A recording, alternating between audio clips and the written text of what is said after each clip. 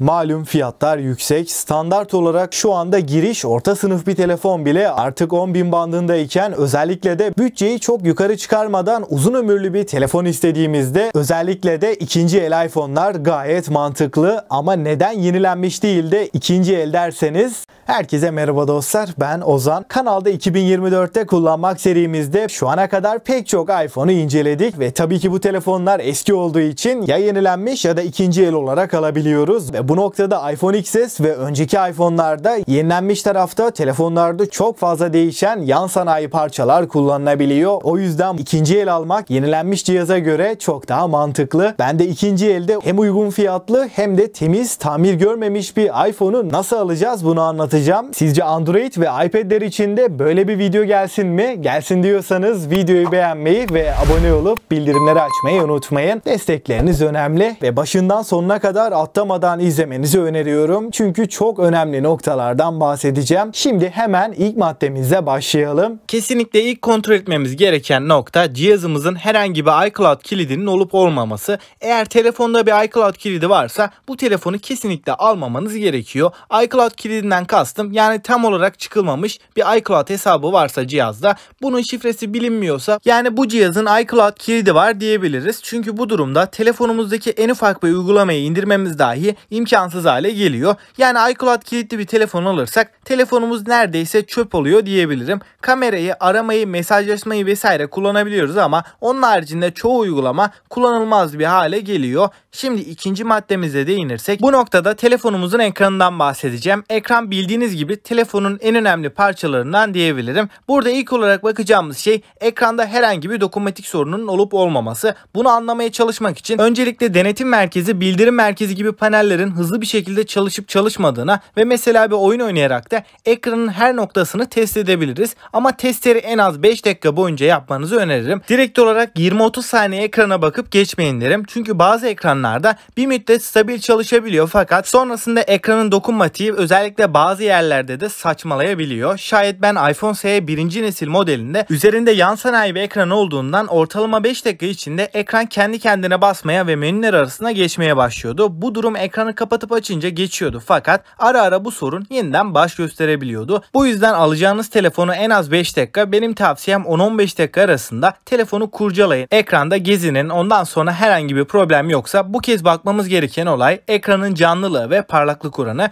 Dostlar, iPhone 6s ve üstü tüm cihazlarda parlaklık oranı güneş ışığı altında bizi çok fazla üzmeyecek seviyede. Özellikle beyaz tonlarda da sarıyı yakın gösterme olayının kesinlikle olmaması gerekiyor. Ek olarak bu konuda iPhone 11 ve üstü cihazlarda ekranımızın yan sanayi olup olmadığını öğrenebilmek için hakkında kısmında bunu görebiliyoruz. Ama maalesef ki iPhone 6s, 7, 8 gibi cihazlar kullanıyorsanız bunu dediğim diğer yöntemlerle anlayabiliyorsunuz. Şimdi 3. maddemize geçtiğimiz zaman bu kısımda telefonumuzun pili ve pil sağlığından bahsedeceğiz. Bu kısımda yine telefonumuzdaki pilin orijinal olup olmaması çok önemli detaylar arasında. Açıkçası iPhone 11 ve üstü modellere bakıyorsanız ekranda olduğu gibi aynı şekilde pil içinde orijinal olup olmadığına dair bir uyarıyı ayarlar kısmında alabiliyoruz. Fakat iPhone 11'in altındaki cihazlarda bunu anlayamadığımızdan ya cihazın içini açmamız gerekiyor ya da satıcının bunu bize söylemesi gerekiyor. Bunun dışında pil sağlığı ile ilgili bahsedebileceğim bir diğer noktada pil sağlığının bence %85 seviyesinin altındaysa o telefonu tercih etmeyin derim. Ama gerçekten uygun bir fiyata bulduysanız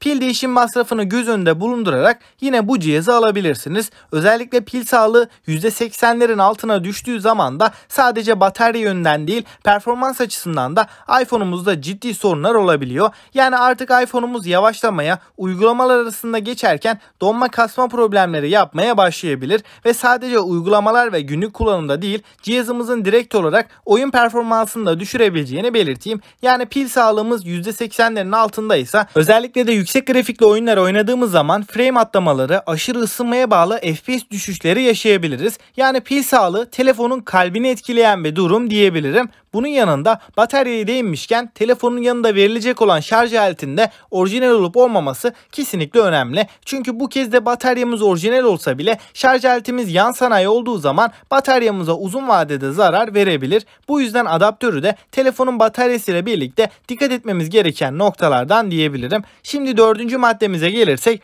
iPhone'umuzun kozmetik durumundan bahsedeceğim. Hani bunda ne var? Dış görünüşü çok önemsemiyorum diyebilirsiniz ama olay sadece bununla kalmıyor. Özellikle özellikle ince kasaya sahip olan iPhone 6s, 7, 8 gibi modellerde alınmış sert darbeler şimdi olmasa bile ilerleyen zamanlarda bize sorun çıkartabilir. Yani dostlar, sadece dış görünüş açısından değil, telefonun yıpranma detayını da veren bir özellik diyebilirim. Örneğin hoparlör tarafına alınmış büyük bir darbenin olduğunu düşündüğümüz zaman telefonun hoparlöründe bir sorun görebiliriz. Bunun dışında ekran alınmış bir darbede şu anda bir sorun olmasa da ilerleyen dönemlerde ölü piksel veya renk atması, çatlak varsa çatlağın büyümesi gibi sorunlara da yol açabilir. Yani mümkünse kozmetik açıdan cihazın donanım tarafına zarar gelmemiş olan kasanın çevresindeki ufak kusurlar göz ardı edilebilir. Ama az önce bahsettiğim sorunlar kesinlikle olacak diye bir şey de yok. Bunlar sadece olabilme ihtimali olan senaryolar diyebiliriz. Ek olarak alt taraftaki vidalar bölümünün de kesinlikle kontrol edilmesi gerektiğini söyleyeyim. Yani bu vidalarda herhangi bir oyulma, yıpranma veya biraz yamuk duruyorsa bu da cihazın içinin açıldığını gösteriyor. Yani büyük ihtimalle cihazımızın tamir gördüğünü de söyleyebiliriz. 5. ve son maddeye değindiğimiz zaman da telefonumuzun kablosuz bağlantıları ve parmak izi Face ID gibi özelliklerinden bahsedeceğiz. Tabii ki telefonu almadan önce bunları herhangi bir Wi-Fi ağına bağlanarak da test edebilirsiniz. Bunun yanında Bluetooth bir cihazınız varsa o cihazı da yanınıza getirerek hızlıca testini gerçekleştirebilirsiniz ve biraz uzaklaşıp yakınlaşarak çekim gücünü